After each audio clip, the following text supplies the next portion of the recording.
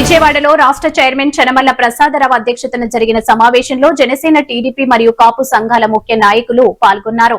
రాష్ట్ర ముఖ్యమంత్రి ఉప ముఖ్యమంత్రికి విడివిడిగా బహిరంగ లేఖలను విడుదల చేశారు. జనాభా ప్రాతిపాదికన కాపులకు 12% రిజర్వేషన్లు అమలు చేయాలని మరియు బీసీల తరహాలో ప్రత్యేక రక్షణ చట్టం తీసుకురావాలని డిమాండ్ చేశారు.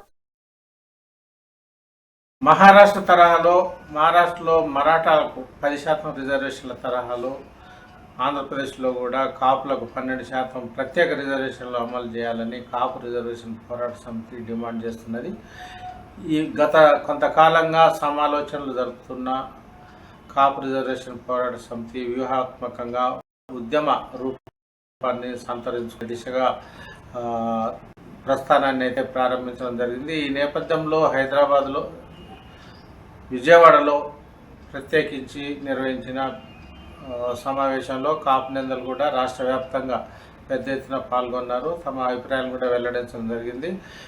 ముఖ్యంగా ఈ సందర్భంగానే రాష్ట్ర ముఖ్యమంత్రి చంద్రబాబు కానీ ఉప ముఖ్యమంత్రి పవన్ కళ్యాణ్లు కూడా వేర్వేరు లేఖలను కూడా విడుదల చేశారు. కాపు రిజర్వేషన్ పోరాట సమితి తరఫున కొన్ని డిమాండ్లను అయితే వారు తెలియజేయడం జరిగింది. బీసీల రక్షణ కోసం ఒక చట్టం తీసుకొస్తున్న నేపథ్యంలోనే మరోవైపు కాపుల రక్షణ కోసం కూడా ఇంకో చట్టాన్ని తీసుకురావాలని వారు ప్రత్యేకంగా పేర్కొనడం అయితే జరిగింది. బీసీల్లో కాపులను కలిపే విధంగా రక్షణ చట్టం అంటూ పేర్కొనడాన్ని కూడా వారు తీవ్రంగా తోసిపుచ్చారు. కాపుల కోసం అయితే ప్రత్యేకంగా రక్షణ చట్టం అనేది రావాలని తేవాలని ప్రత్యేకంగా కోరారు. దీన్ని ముఖ్యంగా ముఖ్యమంత్రి ఈ విషయంలో కుట్రపూరితంగా వ్యవహరిస్తే మాత్రం సహించేది లేదని కూడా వారు ఇప్పటికే స్పష్టం చేయడం అయితే జరిగింది. కనీసం జనాభా ప్రాతిపదికనైనా కూడా ఈ రిజర్వేషన్లు అయితే అమలు చేయాలని రానున్న స్థానిక సంస్థల ఎన్నికల్లో కావచ్చు, మరోవైపు విద్య ఉద్యోగ ఉపాధి రంగాల్లో కూడా ఇదే 12% రిజర్వేషన్లు కాపులకు ప్రత్యేకంగా అమలు చేయాలని కూడా వారైతే డిమాండ్ చేయడం జరిగింది. ఇప్పటికైతే ఇతర కొన్ని రాష్ట్రాల్లో ప్రత్యేకించి ఈ రిజర్వేషన్లు అమలు చేస్తున్న విషయాన్ని కూడా కాపు కేఆర్పిఎస్ నేతలైతే ప్రస్తావించడం జరిగింది. మరాఠాల తరహాలో తమకు ఎందుకు ఇవ్వకూడదని కూడా వారు చెబుతూనే ముఖ్యంగా ఆంధ్రప్రదేశ్లో ఇటీవల జరిగిన సాధారణ ఎన్నికల్లో 99% కాపు సమాజం అయితే ఎన్డీఏకి అనుకూలంగా, అంటే బీజేపీ, జనసేన పార్టీ, టీడీపీల కూటమికి అనుకూలంగా ఓటు వేయడం జరిగిందని వారికి సరైన రీతిలో 12% ప్రత్యేక రిజర్వేషన్ల ద్వారా కూటమి ప్రభుత్వం ఒక న్యాయం చేయాలని కూడా ఈ సందర్భంగా రుణం తీర్చుకోవాలని కూడా కేఆర్పీఎస్ నేతలు అయితే ప్రత్యేకంగా డిమాండ్ చేయడం అయితే జరిగింది.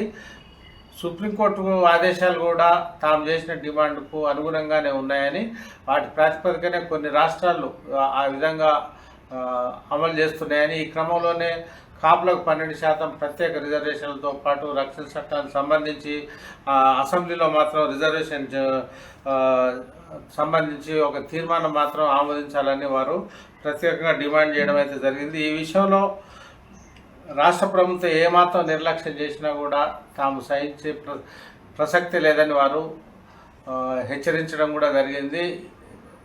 ఎన్నో ఆశలు పెట్టుకొని ప్రభుత్వాన్ని గెలిపిస్తే ఇప్పటికీ 2 సంవత్సరాలు దాటినప్పటికీ ఎలాంటి కాపుల విషయంలో ముందడుగు వేయలేదని కూడా వారైతే విమర్శల వర్షం కురిపించారు. సమీప భవిష్యత్తులో కూటమి ప్రభుత్వం తమ పట్ల ఉపేక్ష ప్రదర్శిస్తే మాత్రం తాము సహించే ప్రసక్తి లేదనే సంకేతాలను అయితే విజయవాడ సమావేశం ద్వారా అయితే వారు హెచ్చరించడం అయితే జరిగింది. మరోవైపు అటు ముఖ్యమంత్రి కావచ్చు, ఉప ముఖ్యమంత్రి కావచ్చు, ఇప్పటికే వాళ్ళు చేయాల్సిన కార్యాచరణకు సంబంధించి 2 లేఖలను ప్రత్యేకంగా విడుదల చేసిన కాపు రిజర్వేషన్ పోరాట సమితి నేతలు మాత్రం మరోవైపు సీఎం కానీ డిప్యూటీ సీఎం అయినా నిర్లక్ష్యం చేస్తే తాము కాపు సమాజం సహించదనే ఒక వార్నింగ్ మాత్రం ఈ సందర్భంగా ఇవ్వడం జరిగింది. మరోవైపు ఇప్పటికే దీనికి సంబంధించి అయితే త్వరలోనే ఒక ఆత్మీయ సమావేశాన్ని కూడా నిర్వహిస్తామని కూడా వారు ప్రకటించారు. ఆత్మీయ సమావేశం ద్వారా తమ డిమాండ్లను ప్రత్యేకించి కూటమి ప్రభుత్వంపై ఒత్తిడి పెంచే దిశగా తమ ప్రక్రియ ఉంటుందనే సంకేతాలను కూడా కేఆర్పిఎస్ నేతలు అయితే ఇవ్వడం జరిగింది. ఇటీవల ప్రత్యేకించి జనసేన పార్టీ అధినేత డిప్యూటీ సీఎం పవన్ కళ్యాణ్ కాపు సమాజానికి సంబంధించి చేసిన వ్యాఖ్యలు అయితే కాపులకు కన్నెర్ర కలిగిస్తున్నాయని తాజా సమావేశాన్ని బట్టి వారి అభిప్రాయాల సరళి బట్టి అయితే అర్థమవుతుంది. కాపుల కోసం తాను పార్టీ పెట్టలేదని, కాపుల మద్దతు కోరలేదనే దిశగా పవన్ కళ్యాణ్ చేసిన వ్యాఖ్యలతో కాపు సమాజం అయితే బగ్గుమంటుంది.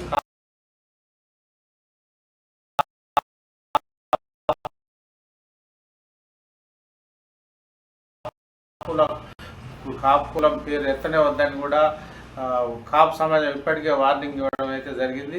ఈ నేపథ్యంలో తమ సత్తా ఏందో వచ్చే ఎన్నికల్లో చూపిస్తాం అనే దిశగా కూడా హెచ్చరించిన నేపథ్యంలోనే తాజాగా కూటమి ప్రభుత్వానికి వ్యతిరేకంగా ప్రత్యేకమైన ఈ డిమాండ్లను ముఖ్యమంత్రి కానీ ఉప ముఖ్యమంత్రి కానీ అసలు అమలు చేస్తారా లేదా, దీనికి సంబంధించి కానీ అసలు చర్చిస్తారా లేదా, అసలు కేఆర్పిఎస్ నేతల డిమాండ్కు స్పందిస్తారా లేదా అనేది కూడా ఇప్పుడు చర్చనీయాంశంగా మారింది.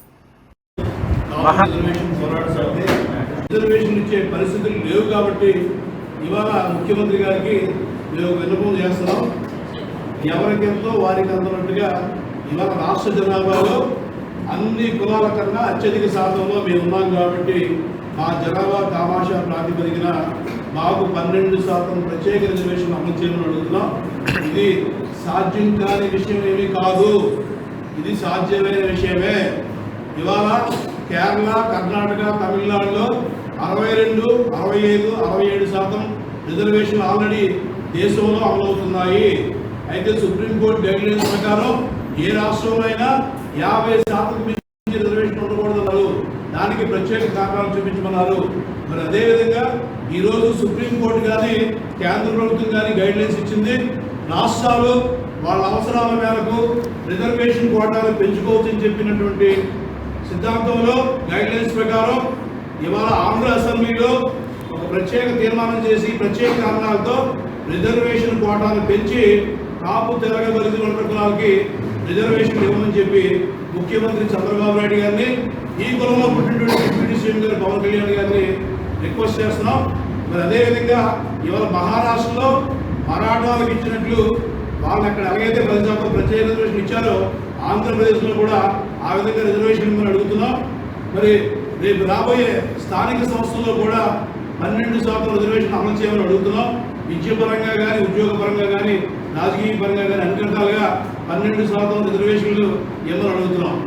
ఇంకా మరి మీరు అడిగినట్టుగా, మీరు కోరినట్టుగా మీరు ఎన్డీఏ కూటమిని గెలిపించాం కాబట్టి మా పార్టీలో, మా ప్రభుత్వంలో కూడా మా సమస్యలు తిరగకపోతే ఏంటని చెప్పి ఆలోచించాం. ఇక రెండో విషయం ఏంటంటే, ఈ సందర్భంగా కాపు ఎమ్మెల్యేలు, కాపు మంత్రులు, కాపు ఎమ్మెల్సీలు, కాపు ఎంపీలు వీళ్ళందరూ కూడా బాధ్యత తీసుకుని వెంటనే ముఖ్యమంత్రి గారితో కూర్చొని ఈ విషయాన్ని ముఖ్యమంత్రి గారితో, డిప్యూటీ సీఎం గారితో చర్చించమని చెప్పి మీ ద్వారా తెలియజేస్తున్నాం. మేము కూడా పర్సనల్గా వెళ్ళి వాళ్ళందరూ కలుస్తున్నాం. త్వరలోనే ఒక ఆత్మీయ సమావేశాన్ని ఎమ్మెల్యే, ఎంపీల మంత్రులతో కూర్చోబెట్టి సమావేశం ఏర్పాటు చేస్తాం. ఖచ్చితంగా ఈ విషయమే ఇటు పరిస్థితుల్లో కూడా రాజీ అయ్యే పరిస్థితి లేదు.